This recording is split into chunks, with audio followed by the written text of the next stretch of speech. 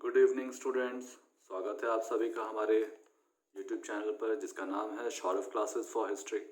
मैं सौरभ आप सभी का अपने इस चैनल पर स्वागत करता हूं। आज मैं एमए सेमेस्टर 2 के सब्जेक्ट कोड CC4 जिसका नाम है हिस्ट्री ऑफ झारखंड, इसके यूनिट 4 से जिसमें हमें ब्रिटिश रूल एंड रेसिस्टेंस पढ़ना है के अंतर्गत ट्राइबल रिवोल्ट 1831 टू 32 1831-32 का ट्राइबल रिवोल्ट जिसे हम कोल विद्रोह के नाम से भी जानते हैं। तो हम कोल विद्रोह के कारण एवं परिणामों को आज के विषय में देखेंगे। इसके पूर्व में हमने कोल विद्रोह के स्वरूप एवं महत्व पर प्रकाश डाला था। आज कोल विद्रोह के कारण और परिणामों को देखते हैं। तो चलिए बिना समय गवाए हम अपने इस विषय को प्रारंभ करते हैं।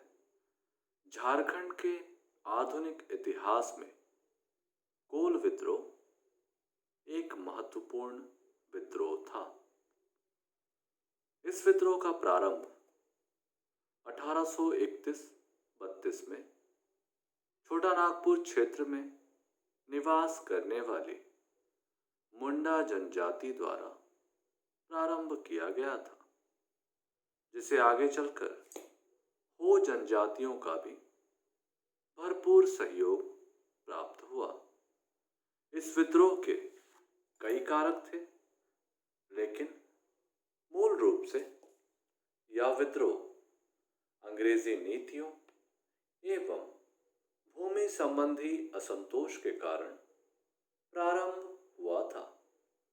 इस विद्रोह के लिए अनेक कारक उत्तरदायी थे। हम कुछ महत्वपूर्ण कारकों की चर्चा यहाँ करेंगे। तो इसके होने के प्रमुख कारणों में सबसे पहला जो हमारा कारक है वह है ब्रिटिशों का आदिवासी जीवन में हस्तक्षेप।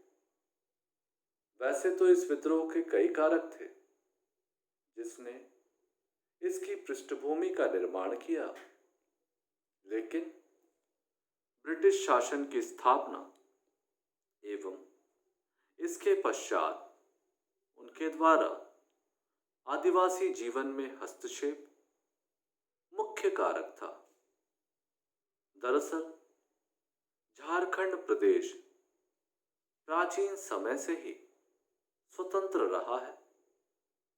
इस प्रदेश के लोगों पर कभी भी बाह्य हस्तक्षेप नहीं पड़ा था, लेकिन अंग्रेजों के शासन स्थापित करने के बाद आदिवासी लोगों को उनके ही अपने निवास क्षेत्रों से बेदखल होना पड़ा।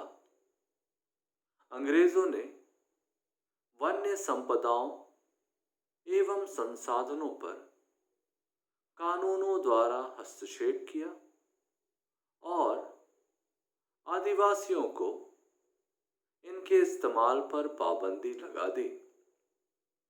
इस पाबंदियों के कारण आदिवासियों में काफी रोष उत्पन्न हुआ। इसका दूसरा जो महत्वपूर्ण कारक है वह है जमींदारों का शोषण।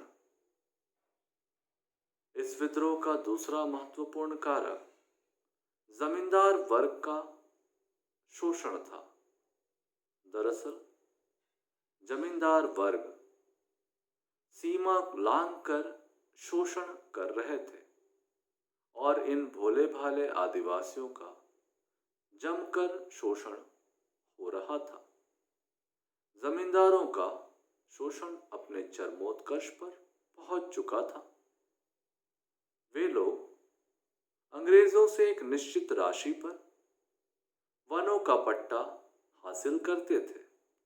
पट्टा अर्थात लीज, जो भूमि 40 वर्षों या 100 वर्ष के लिए ली जाती है तो उसको लीज की भूमि या हम उसे पट्टा भी कहते हैं।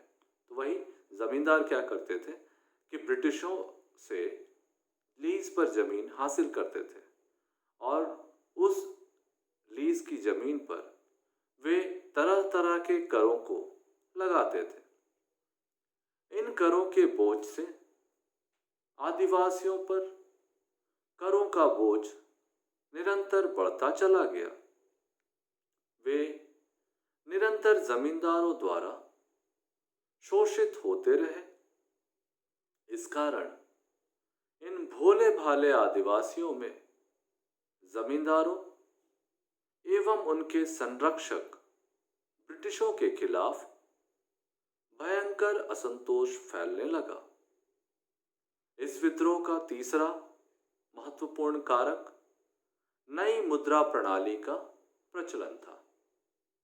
दरअसल अंग्रेजों के आगमन के बाद उन्होंने नई मुद्रा प्रणाली का प्रचलन किया, लेकिन अंग्रेजों के पूर्व इन क्षेत्रों में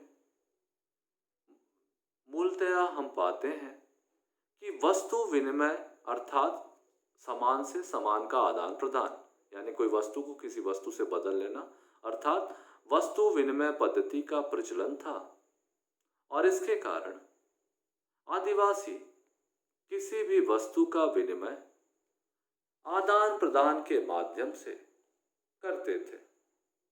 लेकिन अंग्रेजों के आगमन के पश्चात वस्तु विनिमय पद्धति को समाप्त कर सिक्कों का प्रचलन प्रारंभ किया गया। इसके पश्चात आदिवासियों को अपने सामानों को मुद्रा के रूप में बदलने के पश्चात ही विनिमय करने की आजादी प्राप्त हुई। इस तरह नई प्रथा के प्रचलन में आने से लोगों में असहजता हुई और वे इसे समाप्त करने के लिए एकजुट होने लगे। कोल विद्रोह का चौथा महत्वपूर्ण कारक ब्रिटिश अधिकारियों के दुर्व्यवहार थे। कोल विद्रोह का एक प्रमुख कारक ब्रिटिश अधिकारियों का दुर्व्यवहार भी था। दरअसल अंग्रेजों ने राजस्व वृद्धि के लिए आदिवासियों के प्रचलित पेय हड़िया पर पतचुई नामक कर लगाया था। इस कर के लागू होने से आदिवासियों में असंतोष गहराता चला गया। इसके साथ साथ अंग्रेजी हुकूमत ने इस नए नियम को कठोरता पूर्वक लागू भी किया। उन्होंने इसके कार्यान्वयन हेतु निरीक्षक अधिकारियों की नियुक्ति की, जो घर घर जाकर निरीक्षण का हवाला देकर मनमाने ढंग से किसी भी घर में घुस जाते थे और घरों की महिलाओं के साथ अमर्यादित एवं गलत व्यवहार करते थे, जिससे आदिवासी अस्मिता को, अस्मिता का मतलब इज्जत होता है, आदिवासी अस्मिता को गहरा धक्का लगा और वे इसके खिलाफ लामबंद हुए। कोल विद्रोह का पांचवा जो महत्वपूर्ण कारक है वह इसका तात्कालिक कारक भी है। तो हम देखते हैं कि कोल विद्रोह के लिए अनेक पृष्ठभूमियां तैयार हो रखी थी। इसी बीच कुछ ऐसी घटनाएं घटित हुई जिसने इस विद्रोह का ही श्री गणेश कर दिया। दरअसल कंपनी ने छोटा नागपुर के शासक के भाई हरनाथ शाही द्वारा मुंडा एवं मानकियों की भूमि छीनकर उसे सदानों और दिकुओं, जिन्हें बाहरी लोगों की संज्ञा दी जाती है, दिकुओं को कहा जाता था बाहरी लोग, को दे दिया, जिससे इन जनजातियों में भारी रोष उत्पन्न हुआ।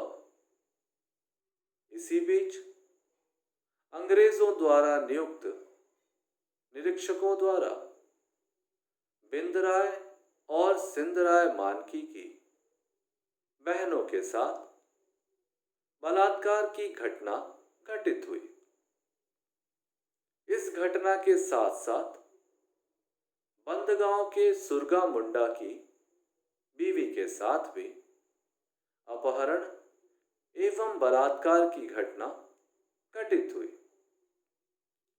प्रचंड रोषों के बावजूद आदिवासियों ने अनेक अपमानों को सह लिया, परंतु इन बलात्कार की घटनाओं को वे सहन नहीं कर सके। इसी के पश्चात महान कोल विद्रोह प्रारंभ हो गया। इसका प्रारंभ सोनपुर परगना के कोचाई गांव और तमाड़ के कुमांग गांव से 11 दिसंबर 1831 को प्रारंभ हुआ। इसका नेतृत्व सिंध राय एवं बिंद राय मानकी ने किया। विद्रोह को दबाने के लिए विल्किंसन के नेतृत्व में फौज भेजी गई, परंतु यह विद्रोह पूर्णतया दबाने में असफल रही। इस विद्रोह की व्यापकता के कारण रामगढ़, बैरकपुर, बनारस और दानापुर की छावनियों से सैनिकों को बुलाया ना पड़ा और तब जाकर इस विद्रोह को काबू में पाया जा सका। इस प्रकार से हमने कोल विद्रोह के कारणों एवं उसके तात्कालिक कारणों को देखा और विद्रोह के प्रारंभ को भी देख लिया। अब हम कोल विद्रोह के परिणाम की चर्चा करेंगे।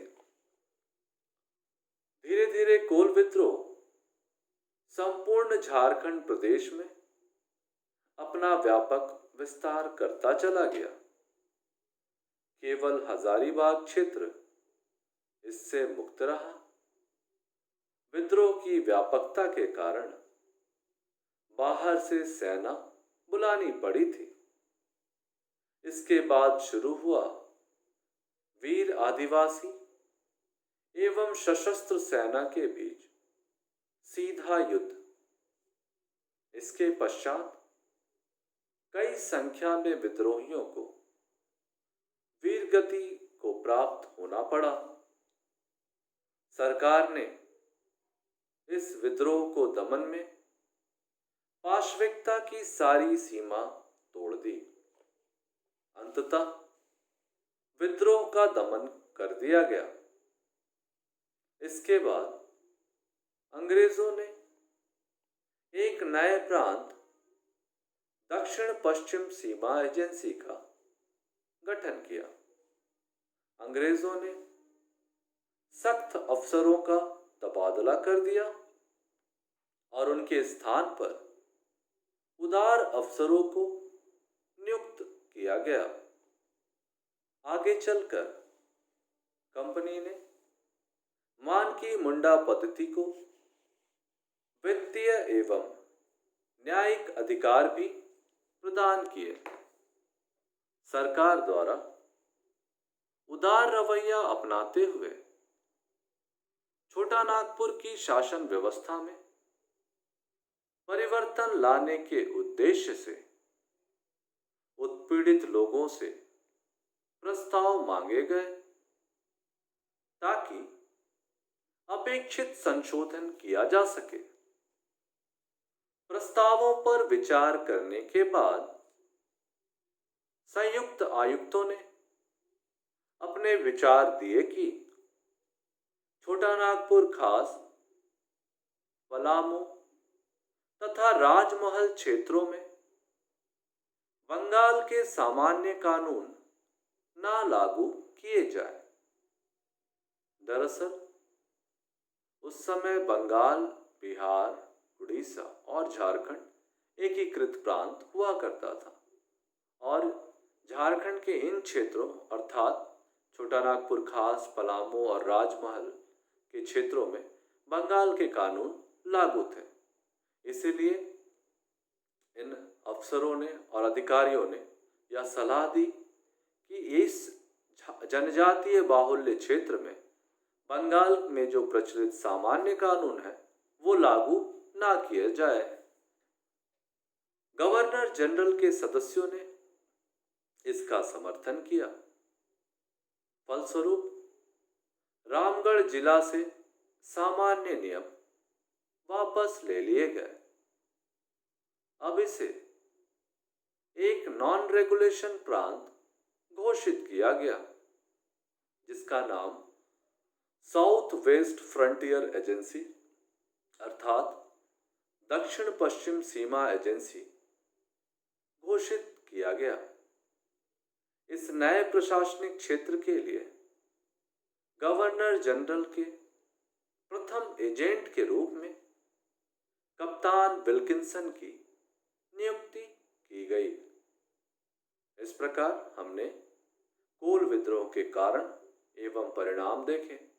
अब हम निष्कर्ष में देखते हैं कि कोल विद्रोह के कारणों एवं परिणामों को देखने से हम यह कह सकते हैं कि बड़ी ही सावधानी से अंग्रेजों ने लोगों के स्वाभिमान से सहानुभूति दर्शाते हुए इस महान विप्लव का पटाक्षेप किया, परंतु इसके दूरगामी परिणाम हुए जो आगे चलकर 1856 में संथाल विद्रोह और 1857 के सिपाही विद्रोह के रूप में इतिहास में दृष्टिगोचर होते हैं।